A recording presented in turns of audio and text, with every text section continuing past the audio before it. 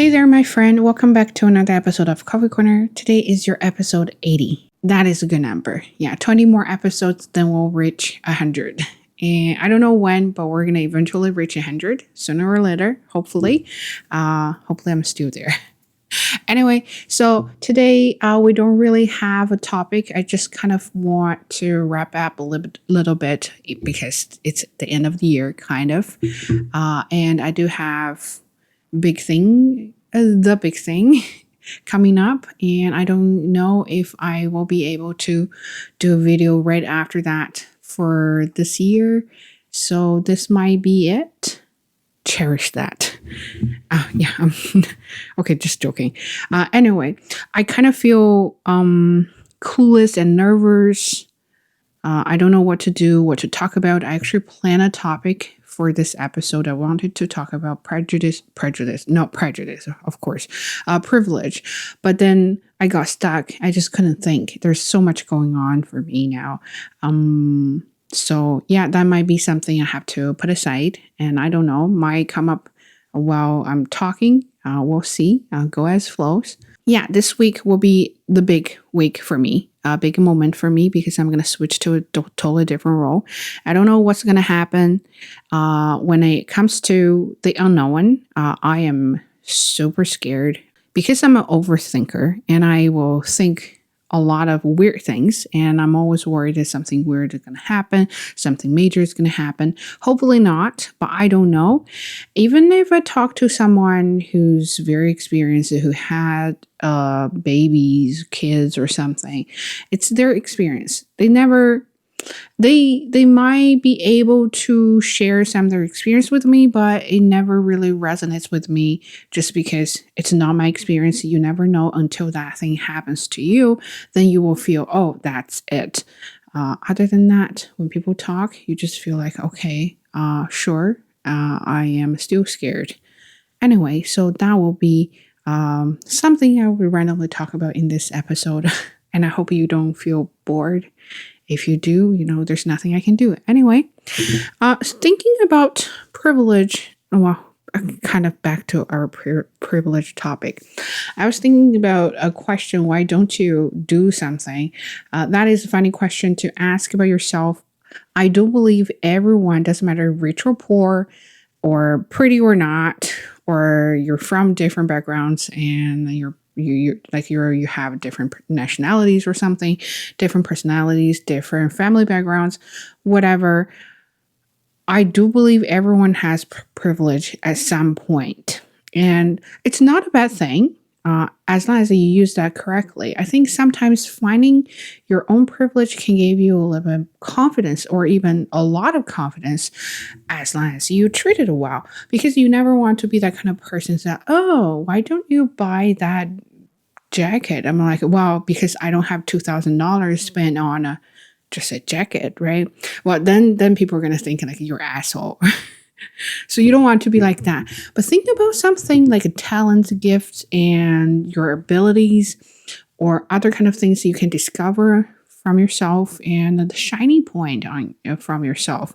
That really will give you a lot of confidence. I think that's how I become from a very shy, introverted person to a confident person, still shy and introverted, but definitely more confident than before, especially when it comes to something I know, because, well, apparently I know that, then I'm not afraid. The funny thing is, yesterday I had a session with students. So for some of you who are new to this channel, I work at university in the writing service center, so I do help students with their essays. They're not necessarily just international students. Most of them are actually local students. So I still remember first year I worked there, I was definitely not confident because I was so worried about my own language, not content. I'm very confident about my content, but like my expertise, that's it, that. But I'm not very confident about my language. So every time when I had native speakers, I was like, oh, I'm so worried they're going to judge my accent, pronunciation, or, the way I use words, or the way I express myself, things like that.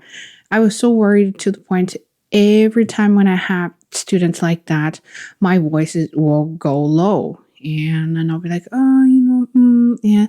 If there's some words I cannot pronounce, I will just mumble. Um, Try to, okay, smoothly go over that word that I don't know. But yesterday, well, it's been a while, but I never really think about that. I think when it comes to what's that, self-consciousness, I haven't thought about my own language for a long time because I just go speak and talk, explain, while teaching is a part of my job and I get used to it. And I don't really think that that's something special. Again, privilege, right? When you have something and you don't think that is something special and you think everybody can do it, why don't you do it? That's because that's your own privilege. Until yesterday, I discovered that. This guy, he sounded very smart. I like smart people because when you explain things to them, they understand it right away. And you save a lot of effort and time, right? And that's what I was like, okay, yeah, I got a good student. So the session will finish soon. He had this whole essay about something like a civilization and how you could use two famous books to demonstrate the negative part of the civilization, things like that. I was like, I had no idea about the books because, wow. When it comes to writing, there are a lot of things that you don't know. You have to just work as an outsider, try to understand what they want to convey, try to understand how they want to say it, right? So that's part of my job. Again, you don't have any time to prepare for that. You would just really go as it flows. And when he was talking, it was like, okay, your sentences are good, because he was worried about his grammar and sentence structure. I was like, dude, you're worried about wrong things there. Your grammar, your sentence structures are fine. I think the biggest problem is logic and the structure of the essay. Then I started to talk about why it is wrong, and I use examples to demonstrate how. I never really thought about my own language at that point. I was basically just really, teaching him to restructure the whole essay. And he seemed confused. And that's really funny because I normally don't say that very often, but he seemed very confused. So, okay, so basically what you want me to do is to reward. I was like, hello there. Like, have you really been with me since the beginning of the session?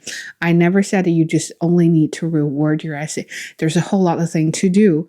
And then he was like, oh, okay. And I could hear, like, I could really sense he was not confident talking to me because I know more. I was like, oh, for the first time. Okay, I never really thought about that. He was really, really impressed by how I demonstrated everything. And I wrote down a note how you could organize by very like basic essay structure from this, and also gave him I like to use simple example to demonstrate how you can do it because it's easy to understand. He just couldn't believe it. It was like, oh, wow, I would definitely come to you for another session. I was like, yeah, okay. I don't think I have more sessions for this year, but I'm always happy to, hear people say that. And then he was like, but when I was telling him what to do, I didn't really write everything down for him. So we were basically just verbally going through how you could do it. Because I assume as a college student or as a university student, of course you know how to write an essay. You might not have an idea when you were writing that, but you should have a knowledge of how to write that in the essay structure. So that's why I went through everything with him so fast to the point he couldn't even catch me. And he was like, okay, can you slow down a little bit? Can you give me an example of that? And then I was okay. So, that was my fault. But as a teacher, you never assume your students will understand, because as a teacher, you know a lot of things, and that it's your privilege. You can't use your privilege to assume other people have the same privilege. So I was okay, I'm sorry, I apologize for that. And then I started to, of course, write out the structure for him, all sorts of things. But that's when I felt so confident at that moment. I felt so good that I've never had that feeling that, wow, to this point, I have no fear speaking with native speakers, of course, but not only that, I have no fear talking professionally with native speakers, even though I don't know what they're writing about. I don't know what the content is about, right? So it could be political science, it could be, biology and the civil engineering, all kinds of content that I've never seen before, but I'm able to read in a very short time and understand what they want to say and help them out and help them organize everything and get what they want. That is something I've built for myself to the point I feel like it's a part of my nature. And when I talk about that, I don't think I'm thinking about that. And then that's my privilege, and that privilege gives me confidence. But then some people might call out my privilege. Say, well, of course, you're in an English speaking country. You are surrounded by a lot of native speakers. Of course, your English is really good. Sometimes calling out privilege can be offensive just because you will be like, all your credit goes to privilege, not like how hard you work, right? Of course, I admit that I do have the privilege. I work with native speakers, and my friends are native speakers, and I have a better chance to not practice, like I have better chance to just use what I've learned. I admit that, but that is not the only reason I feel confident or I am doing really well. I work really hard too. I've taken writing courses constantly just to improve my own writing. I'm doing videos, other things to improve my speaking.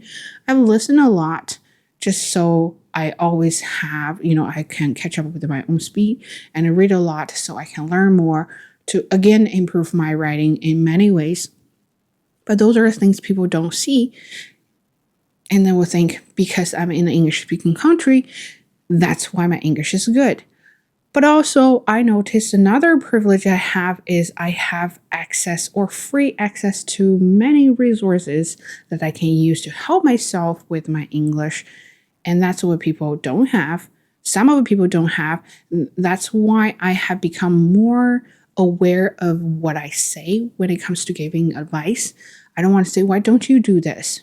It could be, I don't have access. I can't really do it. I don't have any resources like what you do. It's just going to be very difficult for me to do so. So I have to be very careful. I used to be the kind of person I like to give advice to the point that people just feel annoyed. So I'm kind of like, holding back a little bit now. Try not to be like that kind of person. But also calling out privilege is offensive at some point, but also I feel like when that action happens, it's more like about unfairness, right? So you have this, but I don't. Then I feel it's not fair for you to say, why don't you do that? Because I don't have it. But when unfairness happens, then of course you have that kind of resenting feeling, and you'll be like, well, I'm not like you, so I'm not going to be able to do that. So that's why I fail. Then you're blaming everything that you can't do on privilege that people have.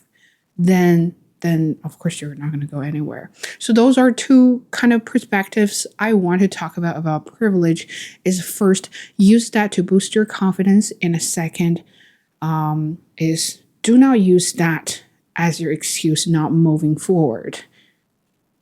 If you know what I'm saying. Again, back to the confidence part, is you can discover any shiny point from yourself, right? Think about what you have that other people don't. It can be something superficial, or it can be something with a deeper meaning. But you have to have a very observant eyes to see that in yourself.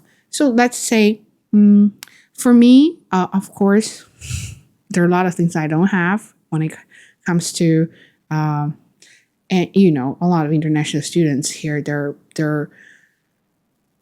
very well off. Let's just say that. And I worked my ass off to get what I have here. If I only think about how easily they get things, I will be super upset, and I'll be like, okay, I don't want that. Why my life is so difficult. But if I see that kind of things differently, I will be like, well, I worked really hard, so that's why I have experience. I'm capable of doing a lot of things. And that is why I'm very happy and I cherish what I have. That is your privilege because at least you have gotten this far by working so hard on your own. Right? So that is my privilege. That is something I have that the other internet citizens don't. Another example can be for yourself. It doesn't matter if you're from big city or small village. Even if you're from small village, have you ever had the moment that you went back to your village, you feel like you know so much that other people don't, and you feel like you're up here and they're up there, but don't act that way. But use that to give yourself confidence that because I've been going out to see more. I'm very open-minded. I've learned a lot to the point I know more than you do, then I'm not going to be stupid. That is your privilege. Good. And then use that to boost your confidence instead of looking down upon people. Say, well, look at me. I know a lot. So you don't know anything. Oh, why are you using that? Oh, it's disgusting. Or don't be like that. But you can be that kind of person that you know your privilege, you know what you know what you have, you know what other people don't have. And then you're telling yourself, I'm going to really take use of what I have to become a better person instead of treating other people in a very terrible way. You know what I mean? So that is something you can really think about privilege. And also when you think about, well, of course, I've talked about this a lot, that you just compare automatically, whether it's up to you or not, right? So you compare or you are compared. It just happens. But when that happens, you don't want to become that kind of jealous person, right? You don't want to be like, oh, he has something that I don't, and I feel really unhappy because, well, look at his dad. His dad is really rich. Look at his family. He has money or something like that. You don't want to be like that. And you don't want to call out privilege in that case. If you do so, then you are being the kind of sour person, right? So you have a sour feeling about that, and then you're not going to move forward because you have excuses now. So, well, I can't succeed because I don't have parents like what he does, or I don't have that kind of money like what she does. Sure, but that doesn't mean that you don't have money. Doesn't mean that you are a lot of opportunities.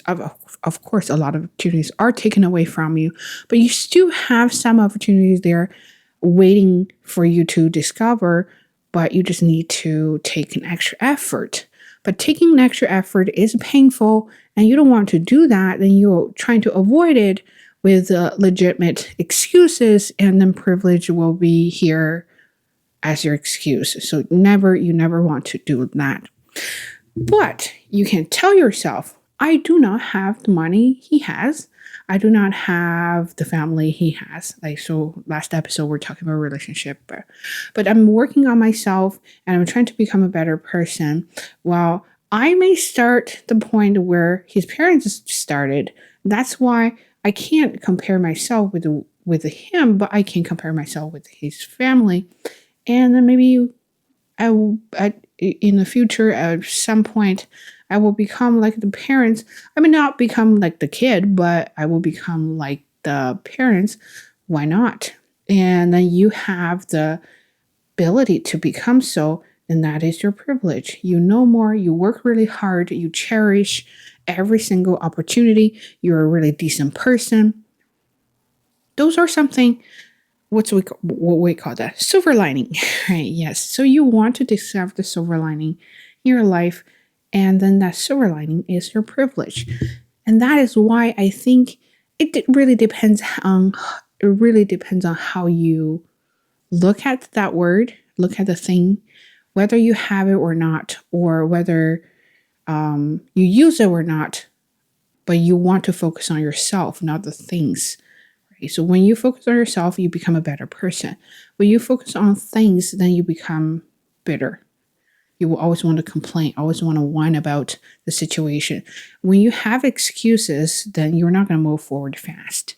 So that's why when things like that happens, when things like that happen, right? So you want to really think about your own situation, what you have, and can you use what you have to achieve the maximum or even just a little bit that will make you really happy.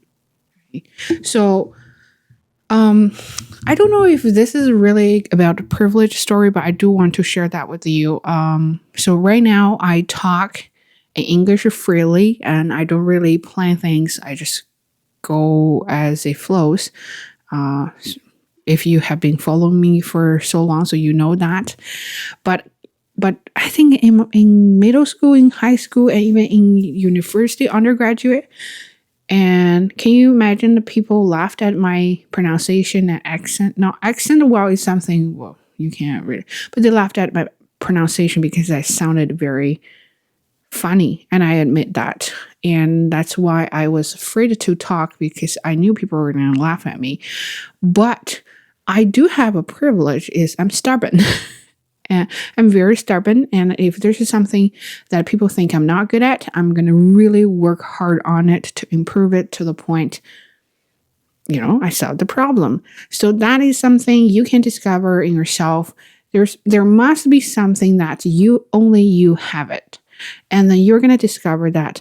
And you're going to treat it as your privilege, not to telling people, I have this, you don't, but treat it as something super valuable to you, and that is part of your confidence.